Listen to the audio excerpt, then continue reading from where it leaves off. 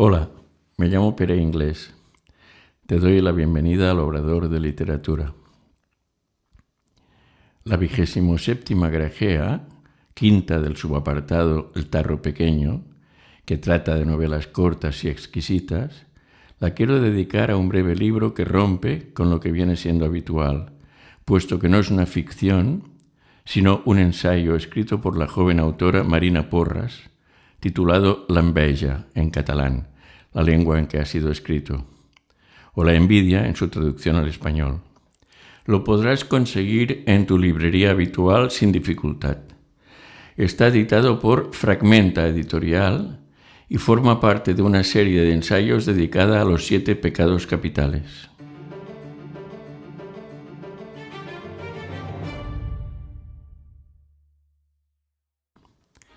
Marina Porras nos ofrece un trabajo magnífico, tan breve como sugerente y didáctico, en definitiva imprescindible para un amante de la literatura, sea solo lector o autor también. Nos habla del afecto más común en los humanos, pero casi nunca reconocido, la envidia. Pensar sobre ella y tratar de comprenderla es fundamental para acercarnos más a nuestra psicología. Dice la autora que la envidia es el pecado más secreto y por lo tanto el más temible. Y añade que procede de un sentimiento muy hondo, muy difícil de explicar a los demás, pero aún más difícil de explicárselo a uno mismo. Agrega que la envidia nace cuando te miras al espejo y no te gusta lo que ves. Todo en ese pecado empieza en los ojos. Envidia deriva del verbo latino invidere, que se descompone en videre, que significa mirar, y el prefijo in, que quiere decir en algo. Dice pues poner los ojos en alguna cosa. La envidia sería mirar mal, que remite al dicho popular echar el mal de ojo. Por eso seguramente Dante Alighieri, en su comedia, nos habla de la envidia en el canto 13º del Purgatorio. Dice que el castigo para los envidiosos es el de cerrarles los ojos y coserlos con alambre de hierro, para que no gocen a la vista de la desgracia ajena. Como explicó Freud, lo más esencial, significativo y determinante de nuestras vidas se larva en el triángulo edípico original. Veamos, pues, cómo se genera la envidia. Para ello nos serviremos de los estudios que hizo Melanie Klein, de la que ya te he hablado en las grajeas 24ª y 25ª. Según ella, la envidia nace al comienzo de la vida, en el amamantamiento. El bebé experimenta por una parte gratificación al ingerir la leche tibia y nutritiva que satisface su apetito, y por otra frustración, pues a veces ha de esperar mientras ese pecho bueno ha desaparecido. Por lo tanto, el pecho puede despertar en él 2 afectos contrarios. Uno, ante el pecho bueno que ofrece satisfacción y placer, y otro ante el pecho malo que hace esperar y frustra. Ahí nace la envidia, un poderoso deseo de poseer eso que no tengo. La envidia pues aparece al comienzo de la vida cuando el bebé la siente como un dolor o un enojo. Cada bebé es único y por lo tanto vivirá de modo particular ese afecto y con un monto diferente. Afecto que ataca a ambos pechos, al bueno porque no da todo lo que tiene y retiene para sí, y al malo porque abandona y deja en manos de la desesperación. Ello lo vemos metaforizado en los cuentos de hadas con la figura del hada benefactora y protectora frente a la de la bruja malévola y perversa. Hada y bruja, pecho bueno y pecho malo. En definitiva, la envidia es un impulso destructivo y muy primigenio. Estas primeras vivencias suponen el establecimiento de las líneas básicas de la personalidad. El monto de envidia de cada uno depende de múltiples factores y es distinto en cada individuo. En la medida en que el bebé pueda estimar y valorar lo que le da el pecho bueno, podrá poquito a poco reconocer las partes buenas de sí mismo, y así ante la envidia surgirá la gratitud, que es lo que puede mantener a raya el impulso destructivo de la envidia. Ese reconocimiento de las partes buenas del yo desarrollará la capacidad de dar y de ahí surgirá la generosidad. Estamos pues ante los momentos esenciales de cada ser humano, vivencias que sentarán los fundamentos de la personalidad. De algún modo podemos establecer una relación entre las dos emociones básicas y contrarias, amor y gratitud por una parte y odio y envidia por otra. La envidia pues es un afecto universal que experimenta todo ser humano. Es el llamado literariamente monstruo de ojos verdes. Entre los adultos se concreta en el deseo de poseer lo que tiene la persona a quien dirigimos la envidia. Observa que, además, tiene dos sentidos emocionales: el de entristecernos ante el éxito o el bienestar ajeno y el de alegrarnos por su desgracia o su fracaso. Aunque muy frecuentemente se confunde la envidia con los celos, conviene diferenciar ambos afectos. Verás, los celos son el temor a perder el amor de alguien por causa de un tercero, que no necesariamente ha de ser una persona, puede ser una afición, un interés, un animal, etc. Por lo tanto, los celos son triádicos, porque se constituyen a partir de 3 elementos, mientras que la envidia es diádica, se establece entre 2. Te invito a pensar a propósito de este asunto en el episodio bíblico de Caín y Abel.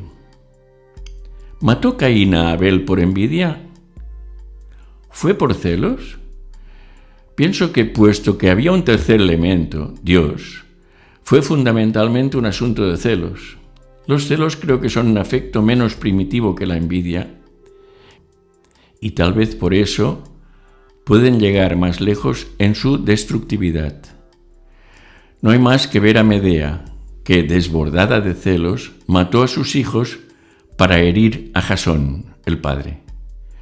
Los ataques violentos e incluso los homicidios que se producen por causa de los celos son frecuentes. Se los denomina violencia de género. Me parece que ello se basa en un error de diagnóstico, ya sea por equivocación o por oscuros intereses ideológicos. Sugiero ver el Otelo de Shakespeare y si a ese individuo dominado por los celos que por error da muerte a su mujer puedes catalogarlo de feminicida, creo que habrás desaprovechado esa excelente tragedia. Con ese error hacemos un pan como unas tortas y el asunto de los homicidios por celos, lejos de menguar, no hacen más que crecer. Pero volvamos a Freud y su triángulo edípico. En él se originan esas relaciones de envidia y de celos entre los miembros del triángulo, y todos están implicados y sienten con mayor o menor intensidad esos afectos. La envidia, sobre todo en la infancia, provoca arrebatos de ira. El niño envidioso es colérico, se manifiesta por medio de rabietas y explosiones violentas, aunque también puede darse esa reacción en adultos poco evolucionados. Sin embargo, al crecer, la envidia se muestra con mayor sutileza y podemos percibirla por algunas señales, como por ejemplo, el envidioso te idealiza y te dirige elogios exagerados. Es su forma de disfrazar su envidia. También el envidioso puede minimizar tus logros, les quita mérito, los atribuye a la suerte, etc. y quiere desmotivarte para que abandones tus proyectos. El envidioso acostumbra a divulgar chismes e incluso calumnias sobre el envidiado. Practica la maledicencia, el rumor, la calumnia, hiere por la espalda, jamás de frente. Por lo tanto, cuando alguien se dirija a ti, denostando a otro que ambos conocéis, estate alerta, seguramente se trata de un envidioso que lo hará respecto a ti ante otros en cuanto se le presente la ocasión. También el envidioso puede manifestarse a través de la imitación y adopta formas del envidiado. Puede que acostumbre a competir, a interrumpirte, siempre movido por un deseo de vencerte, de apartarte del centro de atención. El envidioso te señala algunos errores y mejor todavía si puede hacerlo en público. Cuando las cosas te vayan mal, el envidioso desaparecerá, ya no será amigo. Al envidioso le resulta imposible recibir algo bueno de ti, porque cuando se le ofrece algo bueno, lo vive como muestra de su incapacidad y de su dependencia. No lo soporta, no siente gratitud y ataca al que le ofrece lo bueno. No tolera la satisfacción. Tiene una gran confusión bueno o malo y se convierte en saboteador. La envidia es, como he dicho, un afecto que está en todo ser humano. Pero no caigamos por ello en el pesimismo, puesto que también es cierto que en cada individuo anida una inclinación ancestral a la integración. De hecho, nos originamos en el encuentro de un óvulo con un espermatozoide, de modo que estamos creados por la unión de dos distintos. Este principio nos constituye y está grabado en nuestra naturaleza. La creatividad es el resultado de la integración. Lo nuevo brota de la unión de distintos. Fíjate que la envidia es estéril, el envidioso es incapaz de crear. Sirva como muestra el caso de Mozart y Salieri. La envidia es destructiva, aliada del odio. La gratitud es integradora, aliada del amor. Hay dos impulsos principales en cada humano, Eros y Tánatos. El primero une, el otro separa.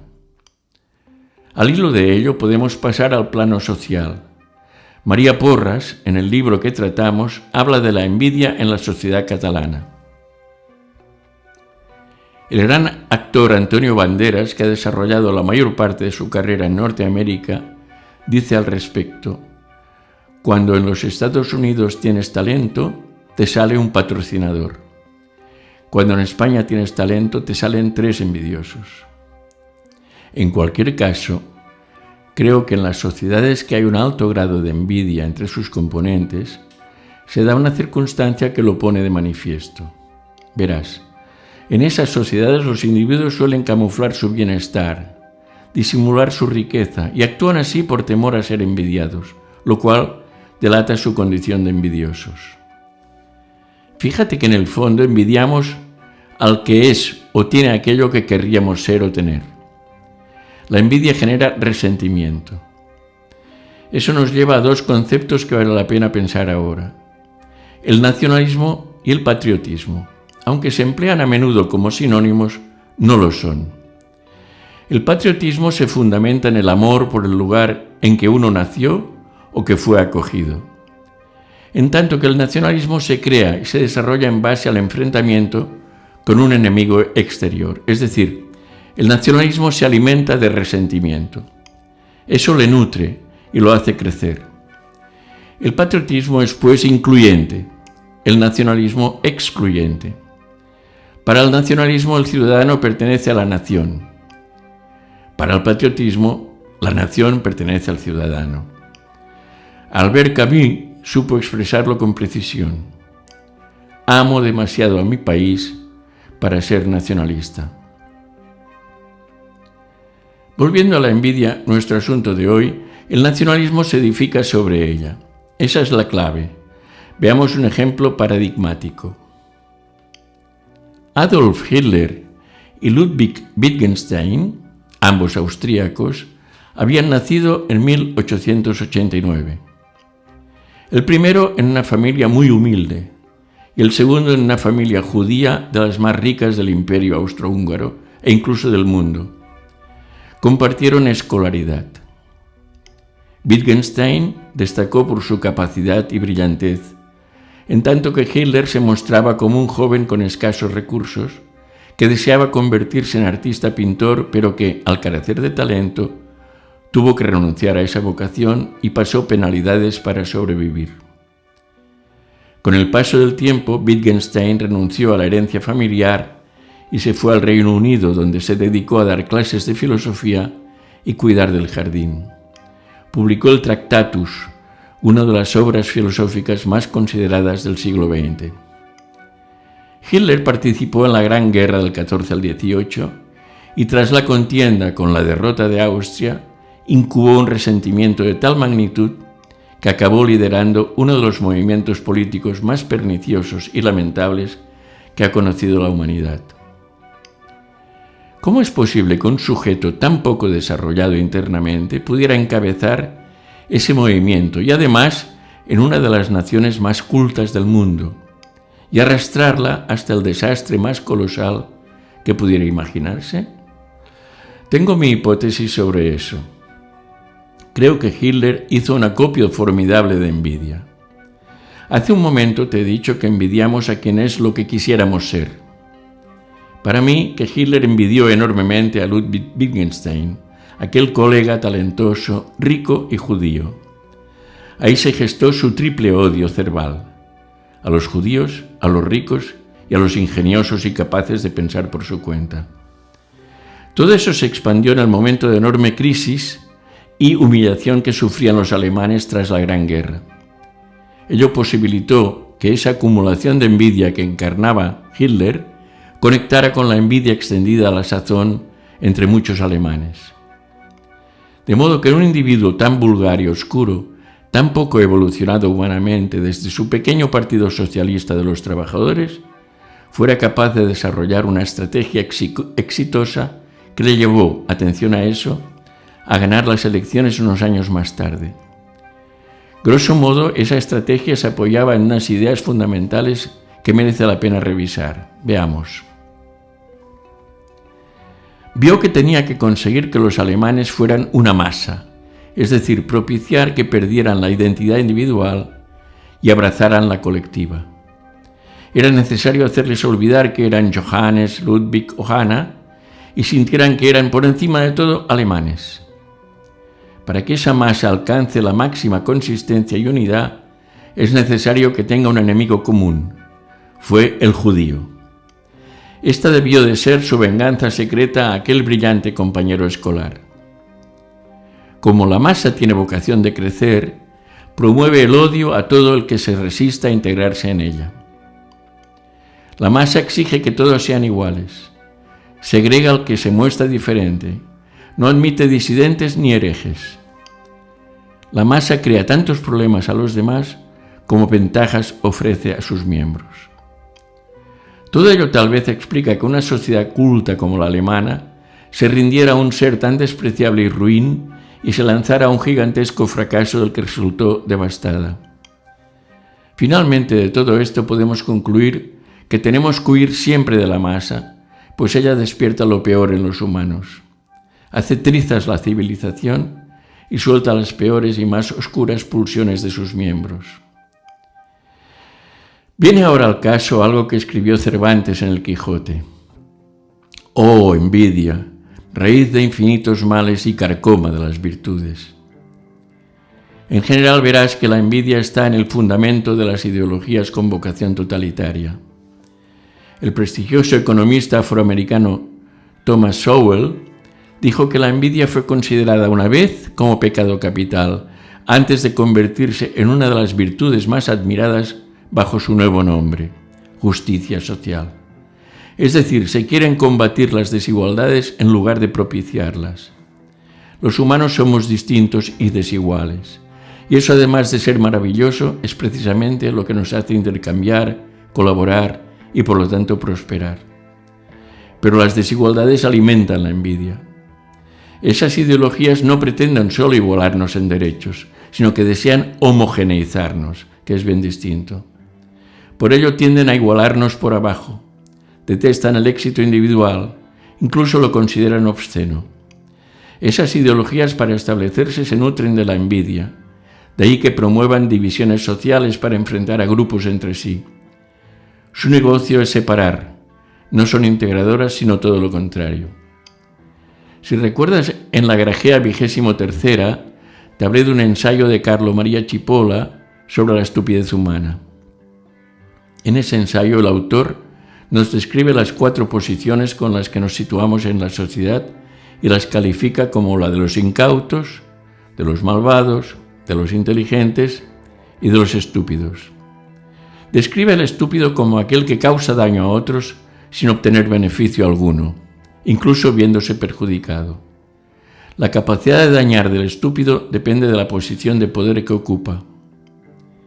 Cipolla explica y demuestra que los estúpidos son los más numerosos. Y hay 2 consideraciones fundamentales que tener en cuenta. Una, que el estúpido no sabe que lo es, y 2, que los que no son estúpidos subestiman el potencial nocivo de los estúpidos. Con todo eso no es difícil concluir que en unas elecciones libres y democráticas salgan vencedores aquellos que, guiados por la estupidez, proponen programas que van a perjudicar a los supuestos rivales y a ellos mismos.